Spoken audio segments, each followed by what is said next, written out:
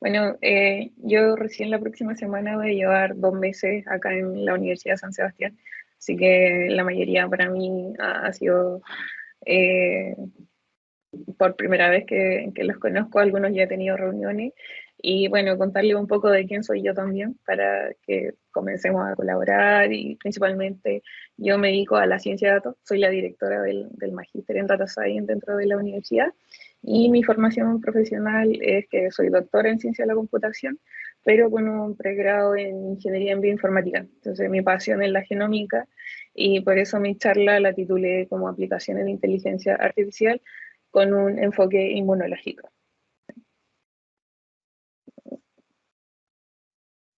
Bueno, el primer proyecto que les quiero presentar en donde actualmente estoy trabajando es estudiar el efecto de la temperatura en la piel de salmones, ¿ya? Del salmón atlántico, y ver si esto está asociado también estrechamente con la infestación de ectoparásitos, ¿ya? Principalmente en cálidos, que es algo que afecta mucho a la producción chilena de salmón.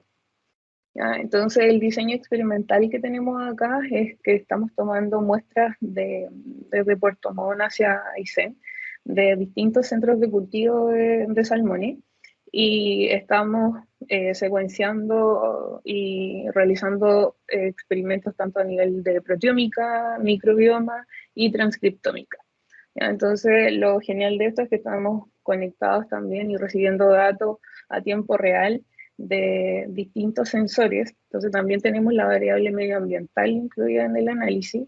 Y, por supuesto, estamos midiendo acá los picos de temperatura, que es la principal variable que queremos estudiar si esta se relaciona estrechamente con el nivel de infestación de cálidos. Entonces acá comenzamos a ver que genéticamente la respuesta que tiene el salmón es muy diferente si lo comparamos entre el invierno y el verano, ¿ya? La temperatura ideal del salmón, aquí Noruega es el número 1, Chile es el número 2 en nivel de producción, y básicamente nos ganan por las bajas temperaturas que ellos alcanzan, ¿ya? Entonces acá vemos que hay una respuesta genética muy distinta, si solo comparando ya frente a los dos picos de temperatura en donde fuimos a muestrear. Y esto se relaciona también con las distintas mediciones que estamos haciendo con sensores, por ejemplo, para temperatura, nivel de oxígeno, de saturación y de salinidad.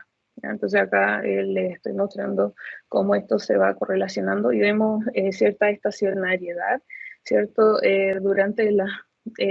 Solo en un periodo de un año.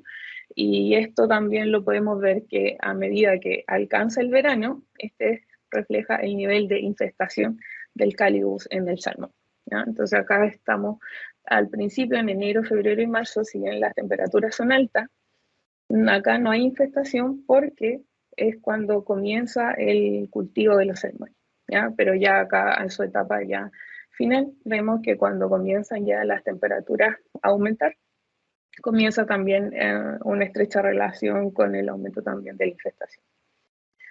¿Cómo es la respuesta inmunológica? Bueno, acá comparamos entre infestados, no infestados y además entre verano y otoño, y vemos que hay una fuerte relación a funciones biológicas que en el caso del salmón se relacionan mucho con el desarrollo físico y crecimiento, ¿ya? Crecimiento y desarrollo muscular en el caso de la piel.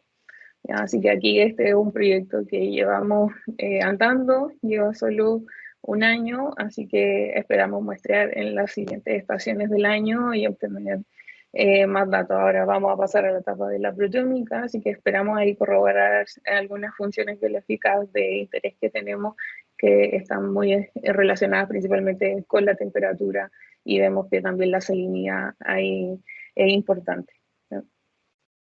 Un segundo proyecto en donde estoy también con un enfoque inmunológico, y este es mío, este lo traigo desde mi tesis doctoral, en la clasificación de células cancerígenas utilizando single cell RNA-seq, ¿ya? Y cómo aplicar modelos de machine learning y deep learning para poder clasificar estas células de manera no supervisada. Entonces, el proyecto fue súper ambicioso porque tenía que implicar inteligencia artificial, Big Data, ¿ya? Y tomé datos públicos de distintos tipos de cáncer y, por supuesto, de distintos experimentos y de distintas poblaciones. Entonces, la cantidad de datos que logré recolectar fue alrededor de 8 terabytes de datos, ¿ya? Obviamente no todo me sirvió. Ahí fue bastante depurativa la decisión porque básicamente algunos no venían bajo las mismas condiciones experimentales, por lo tanto no se podían comparar al momento de poder hacer el análisis, ¿ya? Y sin embargo encontré 17 tipos de células que estaban contenidos dentro de los datasets seleccionados y finalmente trabajé con una población de alrededor de 45.000 genes que eran comunes entre todos los tipos de cáncer que estaba estudiando, que en este caso eran 9, ¿ya? Que corresponden a los principales tipos de cáncer que están declarados en la OMS, ¿ya? Entonces acá tomé dos approaches de análisis. Uno fue compararme con el estado del arte y ver, al realizar el análisis con Seurat, y luego compararme con las redes neuronales, específicamente con una red neuronal de autoencoder, en donde esta está compuesta por un encoder y luego por un decoder, en donde tenemos entrenamos, ¿cierto?, nuestra red y llevamos nuestro input a un espacio latente para poder reconstruirla y representarla lo más cercana posible a su input, pero ya en una reducción de la dimensión, ¿ya? Y luego, finalmente, propusimos también un Variational Autoencoder, ¿cierto?, que es un modelo generativo que, sin embargo, es heredado del autoencoder. Entonces, este modelo anduvo mucho mejor porque acá en este espacio latente en donde logramos, ¿cierto?, realizar el clustering de las células, porque si bien, como recuerdan, les comenté, estos son datos públicos que yo tomé y combiné, entonces yo perdía el seguimiento de las etiquetas, ¿ya? Acá no podía obtener de dónde venía este dato, porque yo estaba tomando todo lo que era común entre los distintos tipos de casos. Entonces acá conocer, ya incluir distintas métricas, ¿cierto?, de estadísticas principalmente, me ayudó a configurar cuál era la mejor configuración, ¿cierto?, para clusterizar mis distintos tipos de células. Y acá un poco de los resultados, ¿cierto? Al principio falló bastante el modelo y básicamente era porque los datos provenían de distintos experimentos. Pero una vez que, claro, unifiqué y dije, ya, estas son las reglas que voy a considerar para tomar los distintos datos, pude lograr esa agrupación y identificar genes marcadores y así saber a qué tipo de célula correspondía cada clúster.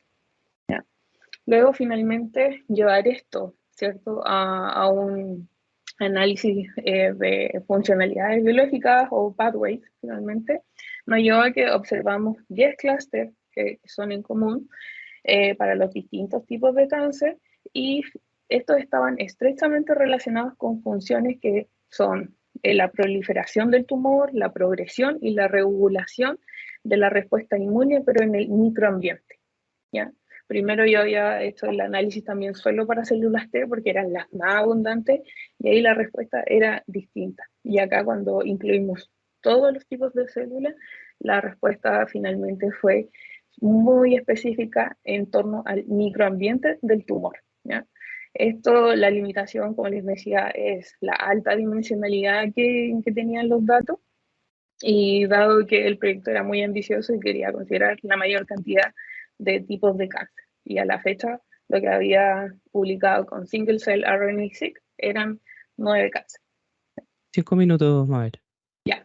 Y por último, presentarles también mis aplicaciones de inteligencia artificial, eh, proyectos de coronavirus. Acá soy la encargada de todo lo que es análisis de datos y trabajo con un equipo médico súper grande junto a la Universidad de Concepción, en donde estamos midiendo pacientes en distintos niveles, severo, moderado, asintomático, y también, por supuesto, tenemos controles y medimos alrededor de 350 exámenes o variables, como lo quieran mirar desde el punto de datos o médico, ¿ya?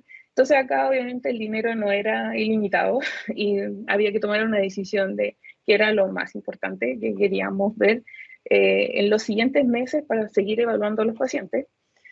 Y acá la técnica clave fue un algoritmo de teoría de juegos, ¿ya? De Chat Value, y ver cuál es la importancia de cada una de las variables para poder determinar si yo quiero hacerme la consulta desde el punto de vista, si yo quiero hacer un modelo de clasificación para severidad, por ejemplo, la edad, medir distintas proteínas, las plaquetas, hemoglobina, ¿cierto? Eran las más importantes. Sin embargo, cuando yo fui a medir secuela pulmonar en los pacientes y quería saber cómo esto se explicaba de acuerdo a mi modelo de clasificación. Acá todas las variables que estaban asociadas a función pulmonar, por supuesto, fueron las primeras en mi ranking. ¿Ya? De acuerdo a este resultado, finalmente tomamos la decisión de seguir viendo solo un limitado número de exámenes para los meses posteriores. Medimos hasta el mes 18 a los pacientes, así que con eso pudimos ajustar nuestro presupuesto y concluir el proyecto. Y otro proyecto también donde estoy es con la Universidad de Santiago, y este tiene un enfoque ya genómico, y uno de los artículos que publicamos que fue muy diferente, es de un paciente que estuvo 386 días positivo. ¿Ya? Y él siempre estuvo, si se fijan acá en mi red, siempre estuvo en el CLADE 20A. Entonces estuvo 386 días con la misma variante. No era que fuera una persona desafortunada y que estuvo primero con una variante, luego con otra. No, él estuvo por un año con la misma variante. Por lo tanto, tuvo una persistencia genética cuando se extrajo acá esta variante. ¿Ya? Así que eso es un poco de lo que hago, lo que me dedico, y muchas gracias por su atención.